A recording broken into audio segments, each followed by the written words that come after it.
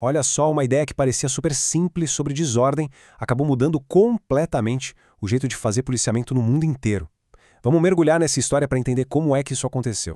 Então a gente parte dessa pergunta aqui. Será mesmo? Parece uma coisa boba, né? Mas a busca por essa resposta acabou criando uma das teorias mais influentes e também mais polêmicas sobre segurança pública que a gente já viu.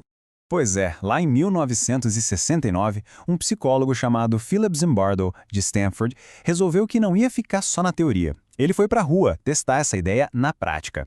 E o que ele descobriu, olha, foi surpreendente. E tudo começa aqui, com o que ficou conhecido como a história de dois carros. É daqui que a coisa toda engrena. A montagem do experimento foi genial. Pegaram dois carros idênticos e abandonaram em dois lugares que não podiam ser mais diferentes. Um no Bronx, em Nova York, que na época era uma área bem pobre e com bastante criminalidade, e o outro em Palo Alto, na Califórnia, uma cidade super rica e pacata. A grande pergunta era, o que ia acontecer com cada um desses carros? Bom, no Bronx, a resposta veio, e veio rápido. Em coisa de 10 minutos, já tinha gente vandalizando o carro. E em menos de 24 horas, já era. O carro foi completamente depenado, levaram tudo de valor. Virou só uma carcaça destruída. Agora, lá em Palo Alto, a história foi outra. O carro ficou lá, parado, por mais de uma semana e ninguém nem encostou nele. Intacto. Aí você pensa, tá, entendi. O problema é a pobreza, o bairro, parecia óbvio, né? Mas é aí que o experimento tem uma virada de mestre. Porque foi aí que o próprio pesquisador, o Zimbardo, foi lá, pegou uma marreta e quebrou uma das janelas do carro que estava intacto. Só uma. Ele simplesmente introduziu um único e pequeno sinal de que algo estava errado, de desordem. E o que aconteceu depois é impressionante. Aquela única janela quebrada foi como um sinal verde. De repente, as pessoas que passavam, gente da própria comunidade, começaram a se juntar na destruição. E em poucas horas, o carro de Palo Alto teve exatamente o mesmo fim que o do Bronx. Foi completamente aniquilado. A grande sacada foi perceber que o gatilho não era a pobreza, mas sim o sinal visível de que ninguém se importa.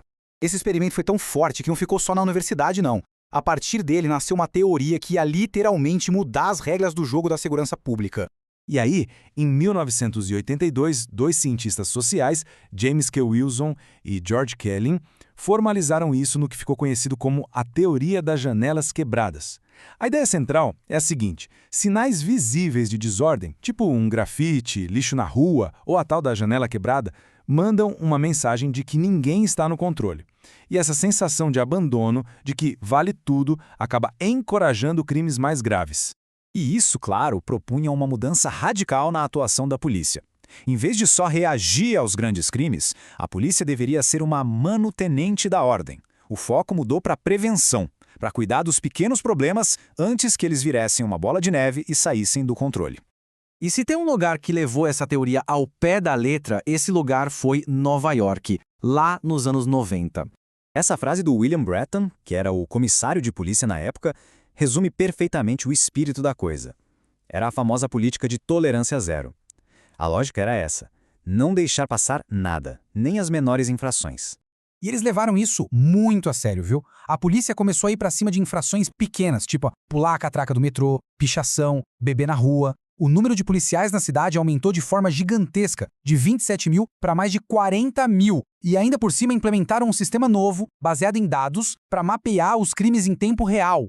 E essa abordagem, ela teve duas faces. Por um lado, os resultados foram impressionantes. Por outro, as consequências, essas levantaram questões muito, muito sérias. Vamos olhar para os resultados. Os números são de cair o queixo. Os assassinatos em Nova York despencaram 61%.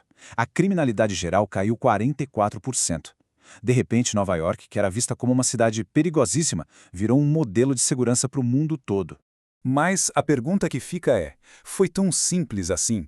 Será que essa queda espetacular no crime foi só por causa da tolerância zero? Pois é, aí a gente chega no outro lado da moeda. Olha esse número, 500%.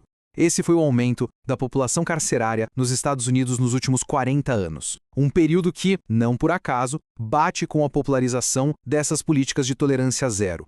Então, com esse cenário tão complexo, muitos especialistas começaram a se perguntar: Será que não tem outras peças nesse quebra-cabeça?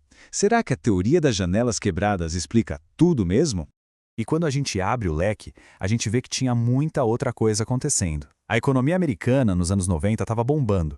O desemprego era baixo. A epidemia de crack, que causou uma violência absurda, começou a se estabilizar. Até a demografia ajudou. A população de jovens, que estatisticamente comete mais crimes, diminuiu. E tem até uma teoria super controversa que liga a legalização do aborto em 1973 a menos criminosos nas ruas décadas depois. E talvez a maior prova contra a teoria venha de um experimento federal gigante chamado Moving to Opportunity. Nele, o governo ajudou famílias de baixa renda a se mudarem para bairros mais organizados, mais ricos. E o resultado? Mudar para um lugar mais arrumadinho não mudou o comportamento criminal das pessoas. Isso meio que coloca em xeque a ideia central da teoria, né? E tudo isso nos leva a um ponto final, que é talvez a parte mais delicada dessa história toda. O que a gente define como desordem? Hoje, muita gente defende uma outra ideia, a da eficácia coletiva. A segurança viria de laços fortes na comunidade, de vizinhos que se conhecem e cuidam do espaço juntos. E aí vem o grande problema do viés implícito. O que para uma pessoa é desordem, para outra pode ser cultura, pode ser vida normal. A nossa percepção do que é desordeiro é muito influenciada por preconceitos, sejam raciais ou de classe. E no fim das contas, a história que começou com uma janela quebrada nos deixa com uma pergunta muito maior.